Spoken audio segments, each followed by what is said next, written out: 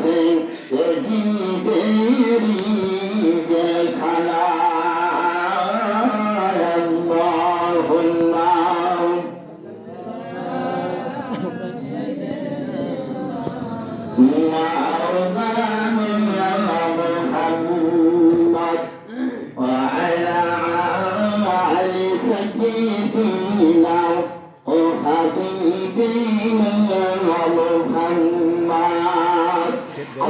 السلام عليك يا رسول الله السلام عليك يا حبيب الله السلام عليك يا ابن عبد الله السلام عليك يا شفيع الذنوب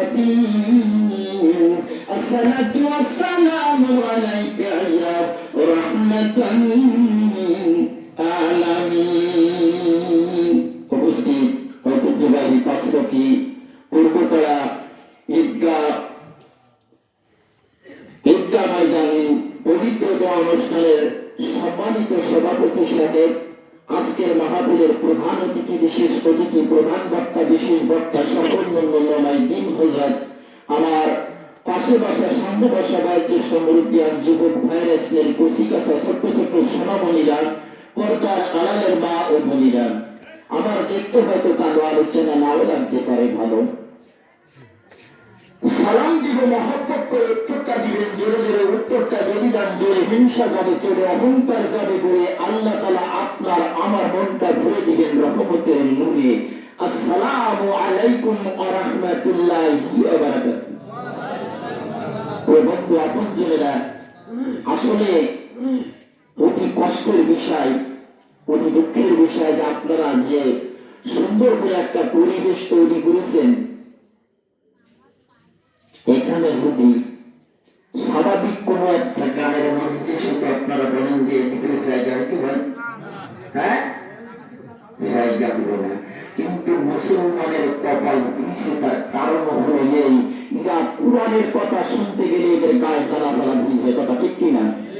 তাই কোন উসিলায় আপনি জান্নাতে যাবেন? ভাই আসলে সবাই সংকেত যার কারণে বেশি বাড়ানো যাবে না। বন্ধু আপনজনেরা, আজকের যে মজলিস আপনারা তৈরি করেছেন, এটা হলো কোরআনিয়া মজলিস, কথা ঠিক কিনা? এখানে আসলে সওয়াব, সহযোগিতা করলে সওয়াব, বসতে পারলে সওয়াব। তাহলে বলুন তো দেখি, যদি গানের কোন মজলিসে যদি আপনি কিয়ামত পর্যন্ত হায়াত পান, কিয়ামত পর্যন্ত যদি গানের মজলিসে বসতে পারেন, সুযোগ পান, কোন জায়গায় সওয়াব হবে? তাহলে আমরা আমাদের কপাল নিজেরা টুকতেছে, আবার আমরা অন্য কারো মধ্যে বাঁচতে চাই, কথা ঠিক কিনা? বন্ধু আপনজনেরা, আমি ছোট্ট একটা ঘটনা বলে আপনাদের কাছ থেকে বিদায় হয়ে যাবো ইনশাআল্লাহ। রাসূল পাক সাল্লাল্লাহু আলাইহি ওয়াসাল্লাম উনি যখন দুনিয়া থেকে বিদায় হয়ে যাবেন, এমন তো অবস্থায় সাহাবীদের বললেন, আমার সাহাবীরা, আমার মনে হয় আমি খুব বেশি দিনে পৃথিবীতে থাকবো না। আচ্ছা ভাই বলুন তো দেখি, কুল্লু নাফসিন যায়কাতুল মউত, প্রত্যেকটা মানুষকে একদিন মৃত্যু করলে কেউ বাঁচতে পারবে? কোন লোকের বাঁচার কায়দা নাই, একদিন ধরা দিতে হবে। বন্ধু আপনজনেরা, রাসূল বললেন, এই পৃথিবী থেকে আমি অতি সত্ত্বরে অথবা চলে যাব। সাহাবীরা চিন্তা করলেন, আল্লাহ রাসূল দুনিয়া থেকে বিদায় হয়ে যাবে, তো আমরা এই পৃথিবীতে কি নিয়ে চলাফেরা করবো?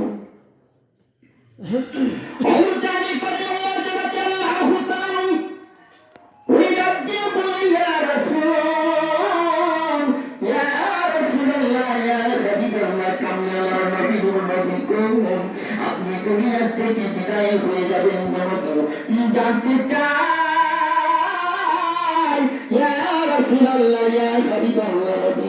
আপনি দুনিয়া থেকে বিদায় হয়ে যাবেন নবী, এই পৃথিবীতে আমরা কি চলাফেরা করবো, কোনখানে আমরা আশ্রয় পাবো?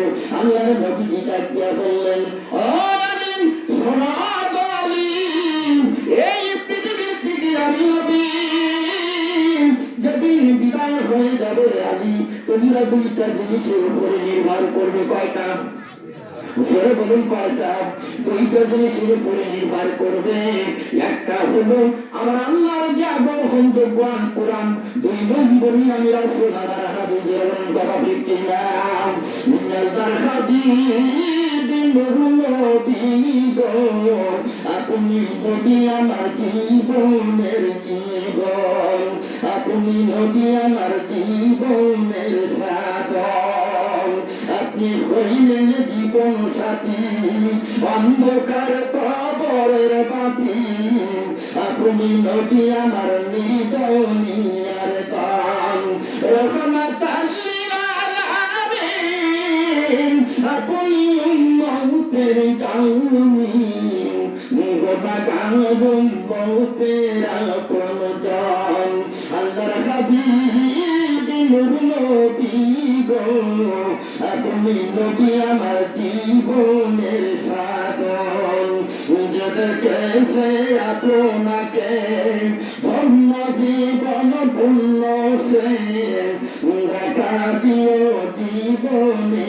একবার, দেখি আপনার মজায় দাম, ভাগ্যপতি হই খাদি জঙ্গা, জীবন যৌবন সবই করব দান, আল্লাহর হাবিব নূর নবী গো, আপনি নবী আমার জীবনের সাধন, একটু সিংহাই পরিবার হওয়া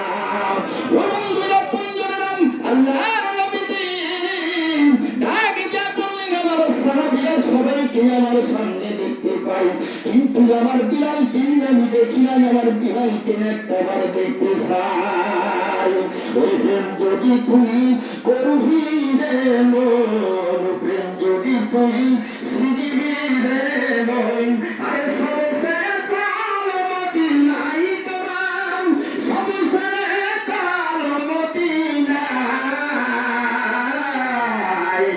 যেই দেশে মোর নূর নবী ঘুমায়, একটু সিনাই পরিবার গান, বন্ধুরা বন্ধুরা বিলালকে খুঁজতে খুঁজতে বাড়িজানের আমার আল্লাহর নবীর সামনে হাজির করে হলো, বিলালকে ডাক দিয়ে বলা হলো, বিলাল বলো তো দেখি আমার মরণের সময় আমার সমস্ত সাহাবীগুলিকে আমি সামনে দেখতে পাই, বিলাল তুমি কোথায় ছিলে, কেন ভাই কোথায় গিয়েছিলে জানতে চাই, আল্লাহর নবীর কলিজার টুকরা সাহাবী হযরত বিলাল বললেন, ইয়া রাসূল, ইয়া রাসূলুল্লাহ, ইয়া হাবিবাল্লাহ, নবী গো, আপনার মৃত্যু যন্ত্রণা ওরা কাউ সইতে পারে, উমর সইতে পারে, উসমান গনি সইতে পারে, কিন্তু আমি বিলাল সইতে পারি না, পারি না, একটু জোরে সরে পড়ি আল্লাহুম্মা।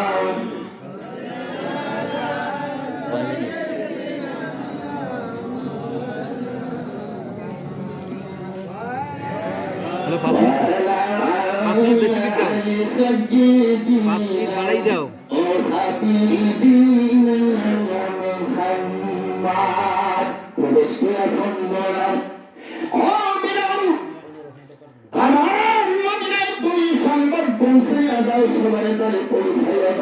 আমার নবীজি দুনিয়া থেকে বিদায় হয়ে যাবে, ব্যক্তি যদি বিনা পাওনা সবার থাকে, এই মুহূর্তে আল্লাহর নবীর কাছে দুনিয়া থেকে পরিশোধ করতে হবে, হকুল্লাহ হকুলি ইবাদ, একটা হলো আমার আল্লাহর পাক, আরেকটা হলো বান্দার উপরে বলেন সুবহানাল্লাহ। বন্ধু আমার বন্ধুরা, আজকের সেই রাসূলের ভালোবাসা মহব্বত আমাদের আছে, আছে। বাংলাদেশের ভিতরে আল্লাহ তাআলা আপনাদের এই গুনাহগারকে 27টা জেলায় আল্লাহ তাআলা নিয়ে গেছে, ভারতের ভিতরে দক্ষিণ 24 পরগনা, উত্তর 24 পরগনা আল্লাহ তাআলা বড় একটা জায়গার বাকি নাই। তো আসলে সমস্যা হলো এই, আপনি সারা রাত অস্ত্রি করবেন কি, সকালবেলা যদি ফজরের নামাজ যদি না পড়তে পারেন, অস্ত্রি কোনো কাজ হবে? কোনো কাজ হবে না। ওয়াজ আপনি শুনলে আমল করতে হবে, কথা ঠিক কিনা ভাই? কথা বুঝে নাই। ও বিলাল, আমার নবীর তুমি সংবাদ পৌঁছে দাও, দাওয়াত পৌঁছে দাও, আল্লাহর নবীজি দুনিয়া থেকে বিদায় হয়ে যাবে এই মুহূর্তে, যদি কোনো ব্যক্তির দিনা পাওনা সার থাকে তাহলে দুনিয়া থেকে পরিশোধ করে নিতে হবে। এখন আমরা কি করি ভাই? যদি কোনো ব্যক্তি দিনা পাওনা পায়, আরো এরাই সবার ব্যতিব্যস্ত থাকি, কথা ঠিক কিনা? হ্যাঁ, সকলে ঠিক না। বা আপনাদের এলাকায় হতে না থাকতে পারে, আমাদের এলাকায় ওরকম বহুত পাওয়া যায়। আমি তো বললাম নাই ভাই। এখন আমাদের কি করতে হবে? হকুল্লাহ হকুল্লিবাদ। কোন মানুষের চোখ দ্বারায়, হাত দ্বারায়, কলম দ্বারায় কষ্ট দেওয়া যাবে না। আজকে থেকে আমরা চেষ্টা করব। প্রবন্ধ পঞ্জায়ের কথা ভুলি নাই। বিলাল আমার মদিনায় সংবাদ পৌঁছে দিলেন, আক্কাস নামক একজন ব্যক্তি। প্রবন্ধ পঞ্জায়ের খুব খেয়াল করবেন। আক্কাস নামক একজন ব্যক্তি দৌড়ায় আসিয়া আল্লাহর নবীজির পাশে বসিয়া ডাক দিয়ে বললেন, ইয়া রাসূলুল্লাহ, ইয়া হাবিবাল্লাহ, আল্লাহর নবী গো, আপনি যেদিন তাবুকের যুদ্ধের ময়দানে গিয়েছিলেন গো নবী, আপনি একটা গাধার পিষ্টির উপরে বসেছিলেন। আপনার ইচ্ছা ছিল না অসত্যতার অবস্থায় আপনার হাতে যে ভারী চাবুকখানা ছিল নবী গো, ওই চাবুকের আঘাত আমার পিষ্টির উপরে আপনি বসাইয়া দিয়েছিলেন। ও নবী, ওই দিন আমি বড় ব্যথা পেয়েছিলাম, কষ্ট পেয়েছিলাম নবী গো, কষ্ট নিয়ে আমি চলে আসছিলাম। আমি বড় নিজ অবস্থায় বাসায় চলে এসেছিলাম গো নবী। আজকের ওই আঘাতের সবটুকু আপনার কাছে আমি নিতে চাই। প্রবন্ধ আপনজনেরা, সমস্ত সাহাবীগুলি আক্কাসের মুখের দিকে তাকাই পুরুষ। হযরত ওমর ডাকিয়া বললেন, ও আক্কাস, মেরে না, আমার তিন নদীকে তুমি আঘাত করো না। যদি আঘাত করার দরকার হয় আমি পিঠ পেতে দিলাম, আমি আবু বকর পিঠ পেতে দিলাম, গুলি গুলি 100 শাবকের আঘাত আমার পিঠের উপরে বসাইয়া দাও, তোমার এ তিন নদীকে মাফ করিয়া দাও। সুবহানাল্লাহ বলবেন না?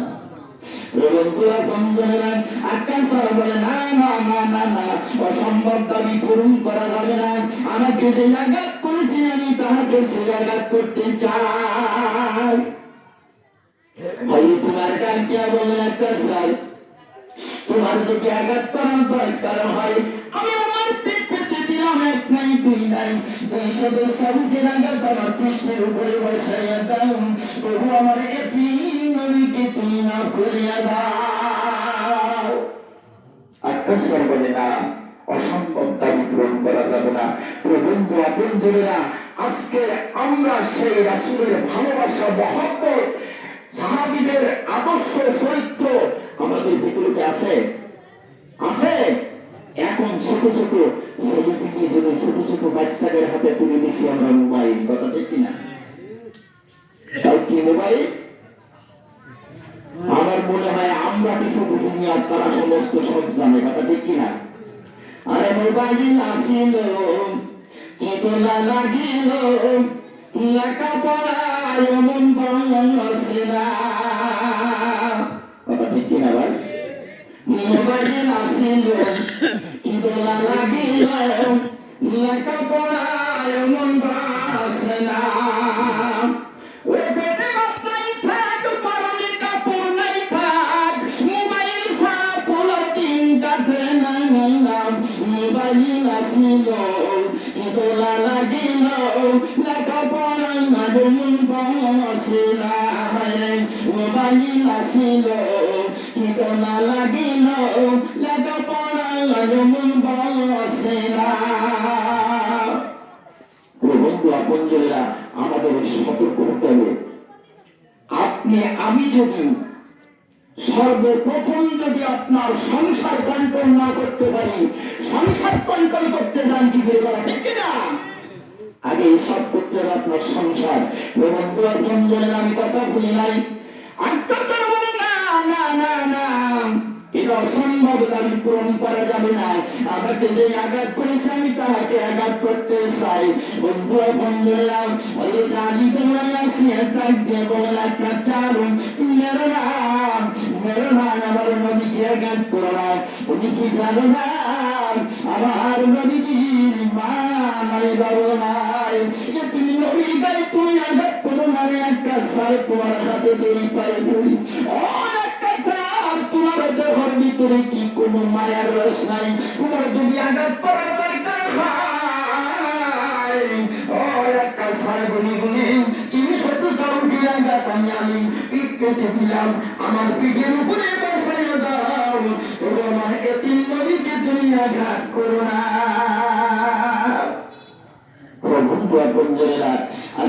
বলে না অসম্ভব দাবি পূরণ করা যাবে না। আমাকে যে আঘাত করেছি তারাকে আঘাত করতে চাই, আপনাকে আঘাত করি আমি গুনার বোঝা বাড়াতে চাই না। আমাকে যে আঘাত করেছে আমি তাকে আঘাত করতে চাই। বন্ধুরা বন্ধুরা হযরত উসমান গনি রাদিয়াল্লাহু তাআলা দৌড়ায় আসলেন, উনি কাসা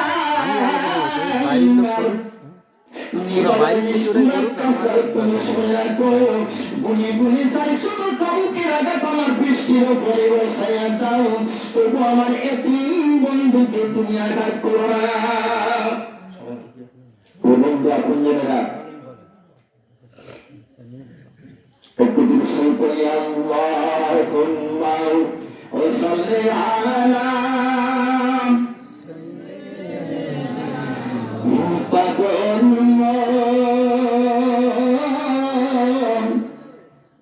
কার লাগিয়া কান্দ দিবান ও রাতি,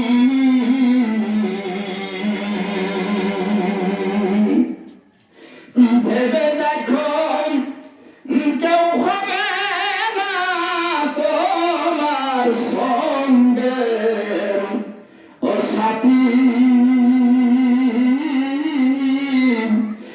কার লাগিয়া কান্দ দিবান রাতি।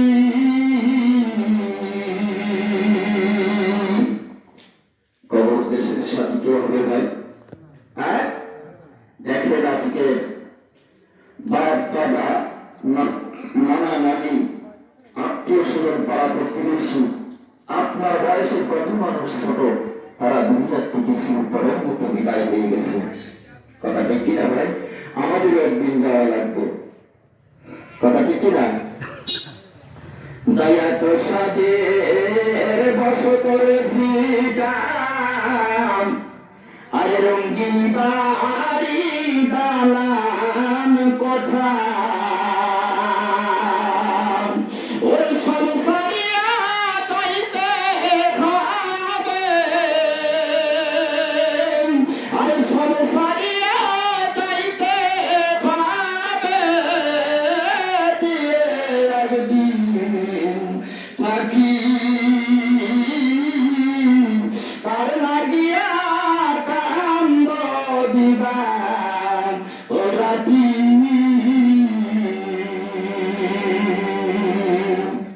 তাই আপনা ভ্রমণ কইরা যারে ভাবছ সারাক্ষণ, আসলে এই দুনিয়ায় তোমার কেউ নাই রে। ডাকো প্রধান বক্তার ডাকো, লাইক হয়ে গেলে আবার দিবি না। প্রধান বক্তার ডাকো, 10টা বেজে গেছে, প্রধান বক্তার ডাকো। কার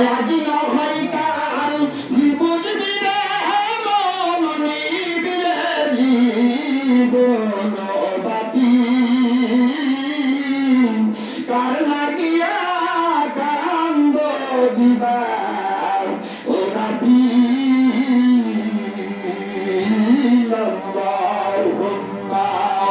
ইস্টানো নেশে কত বড় মা